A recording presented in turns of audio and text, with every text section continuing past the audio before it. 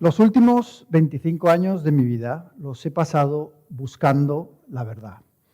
Como reportero en lugares desde Corea del Norte a Tijuana, desde los barrios más humildes de Bombay a Afganistán, como director en los palacios y los despachos de poder de España.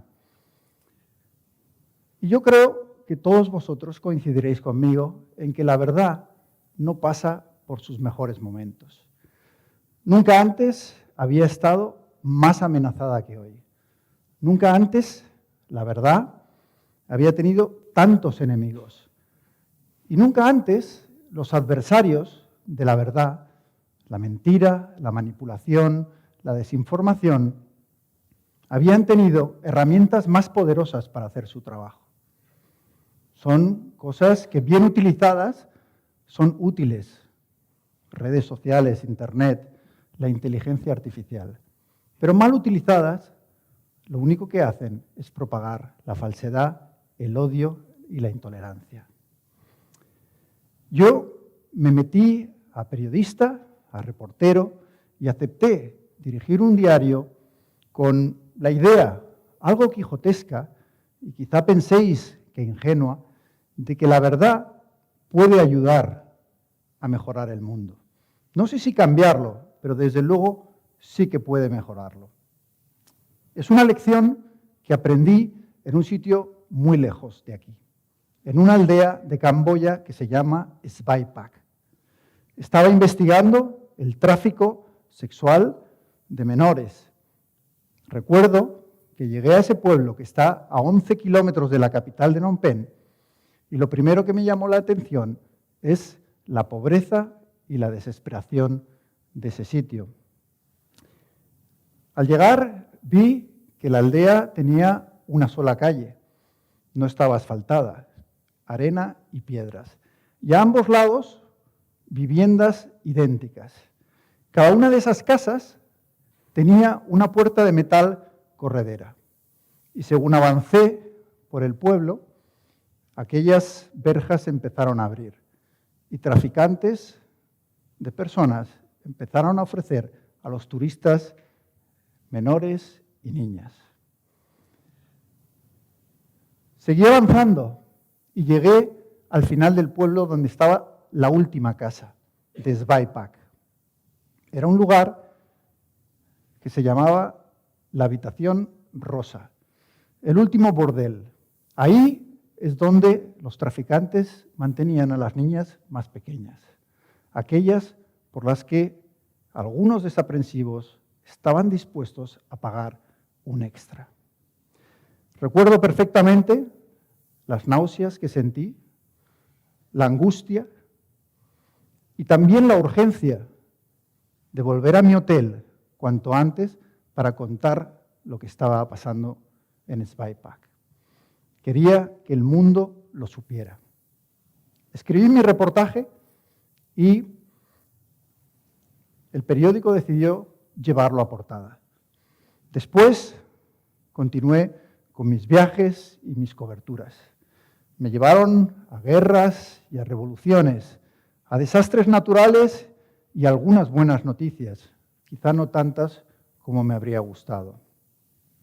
Tardé 15 años en volver a esa aldea de Camboya. Cuando lo hice, lo primero que me llamó la atención fue que desde la distancia, al entrar en el pueblo, todo parecía exactamente igual como lo había dejado 15 años antes. Esa calle que atravesaba la aldea seguía sin asfaltar.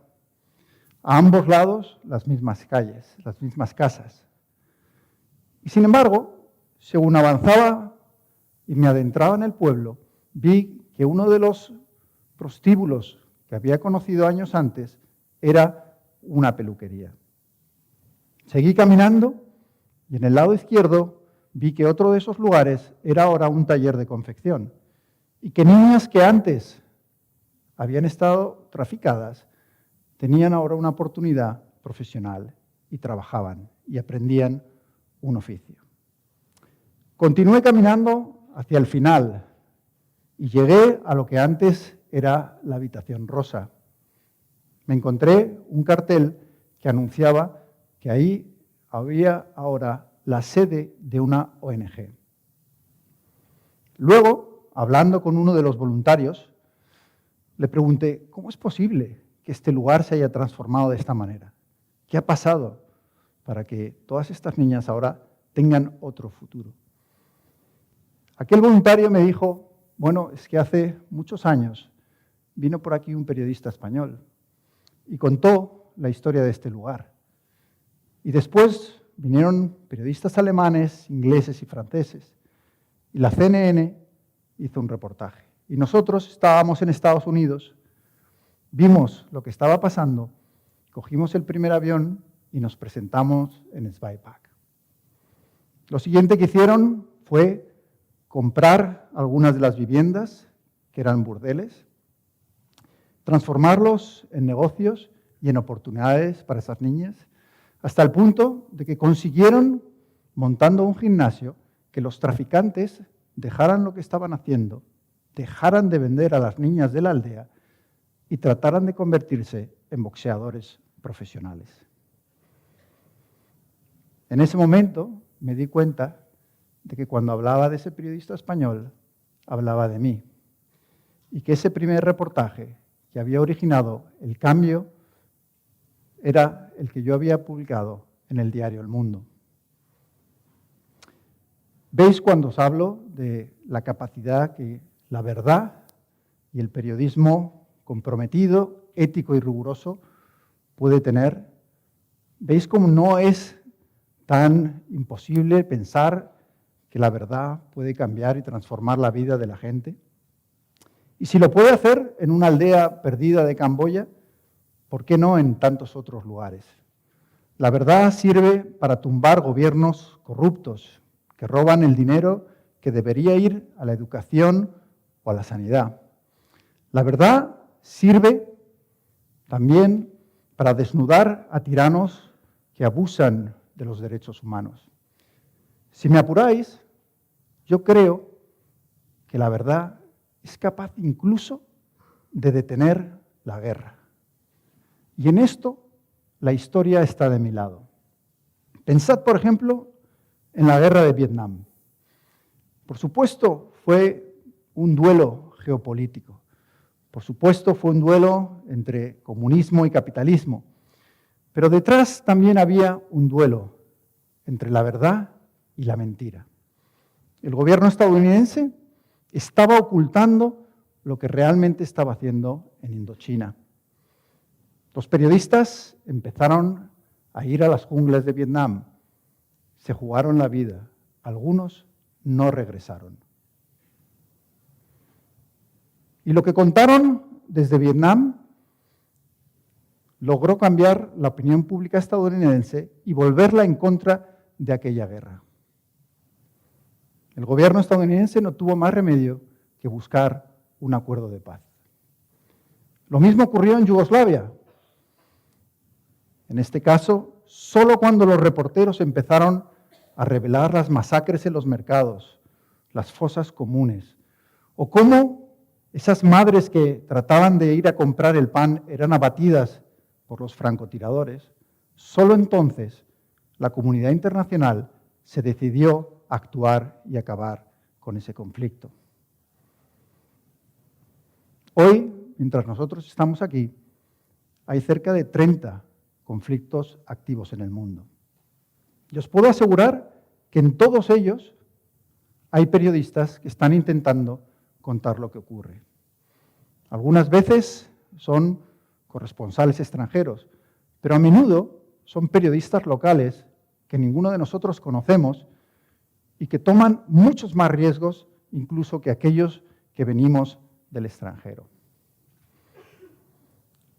Desgraciadamente, no todos regresan a casa. El año pasado, 67 reporteros murieron haciendo su trabajo, denunciando la tiranía, el conflicto, la desigualdad y la injusticia. En estos años, en los que trabajé como corresponsal, vi caer a muchos de ellos. Algunos eran amigos míos. Recuerdo especialmente la muerte de Kenji Nagai, un fotógrafo japonés con el que cubrí la revuelta del azafrán en Birmania en el año 2007. Acababa de llegar a Rangún, estaba en la habitación de mi hotel, cuando escuché los primeros gritos de libertad. Eran personas que durante décadas habían sido aplastadas por el ejército y la junta militar birmana. Con un coraje increíble salieron a la calle y aquellos gritos me llevaron a dejar mi bolsa y correr a la calle para ver qué estaban haciendo. Cuando bajé a la Avenida de la Compasión, que cruza Rangún, aquellos cientos pronto se convirtieron en miles y al poco rato eran decenas de miles. Estábamos, Kenji, yo y algunos otros periodistas, en la cabecera de la manifestación. De repente, escuché el rugido del motor de los camiones militares. Me di la vuelta y vi cómo el convoy militar atravesaba la manifestación.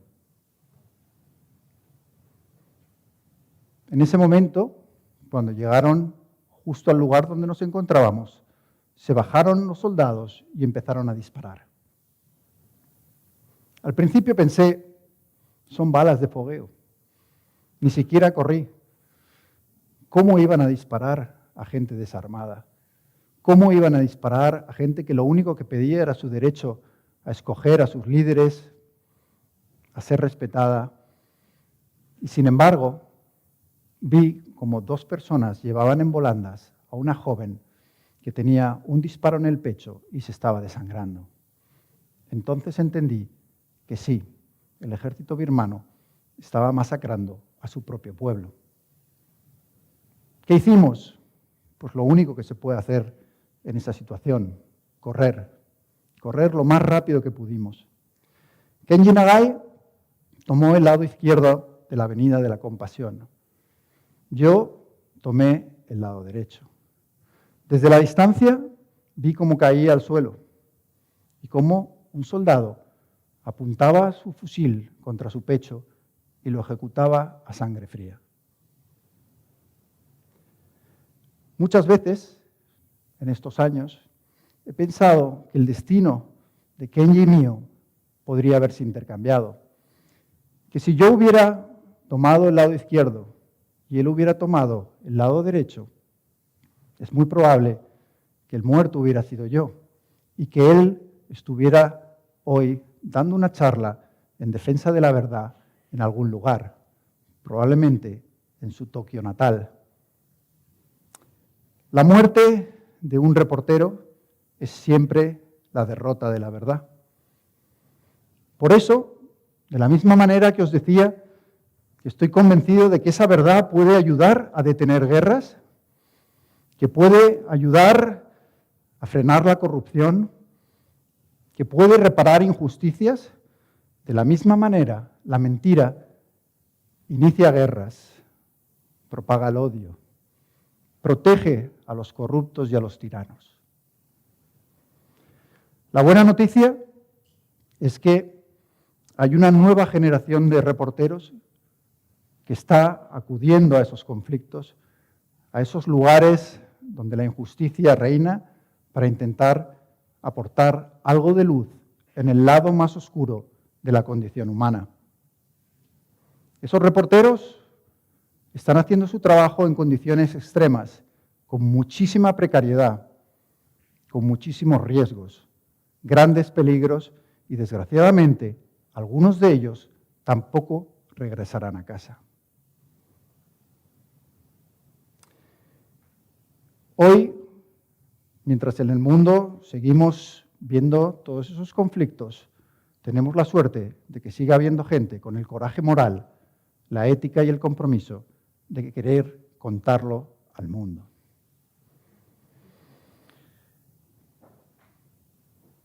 Una de las cosas que más me ha llamado la atención, a veces cuando he vuelto de esos conflictos, es escuchar a gente decir que lo que motivaba a esos periodistas era la fama o el dinero. Pero vosotros sabéis que la fama y el dinero no están en una guerra, estar en un programa de televisión de máxima audiencia donde se comparte la intimidad de la gente, los cotilleos y demás. Esos periodistas, en realidad, creen, al igual que lo he hecho yo durante todos estos años, que la verdad sí puede ayudar a transformar vidas y a mejorar el mundo. Y sin embargo, tengo la sensación de que no es suficiente, de que el trabajo de esta gente que con mucho valor va a esos lugares donde a menudo esos conflictos son olvidados y importan muy poco, no es suficiente. Por eso os necesitamos a vosotros. Pensadlo bien, hoy cada uno de vosotros tiene un medio de difusión. Está en vuestros bolsillos. Y por eso, cada uno de vosotros tiene también una responsabilidad. La batalla entre la verdad y la mentira y la manipulación es una de las grandes batallas de nuestro tiempo. Si yo os preguntara de qué lado estáis en ese desafío, no tengo ninguna duda de que todos me diríais, por supuesto, estoy del lado de la verdad. Y sin embargo, la mayor parte de los estudios indican que las noticias que más compartimos son mentira. Que muchas veces compartimos falsedades que se ajustan a nuestros prejuicios, a nuestras creencias, a nuestras ideas políticas. Creo que ha llegado el momento de que en esta batalla estemos todos en el mismo lado. Es necesario que despertemos nuestro espíritu crítico para mirar a la realidad, incluso cuando esa verdad es incómoda, para huir de los periodistas que no hacen su trabajo, de los medios de comunicación que falsifican y de aquellos que utilizan los medios de difusión masiva que hoy tenemos a nuestra disposición para propagar el odio o la intolerancia. Creo que si todos juntos hacemos eso, podremos asegurar que el poder de la verdad para transformar las vidas siga estando vigente. Muchas gracias.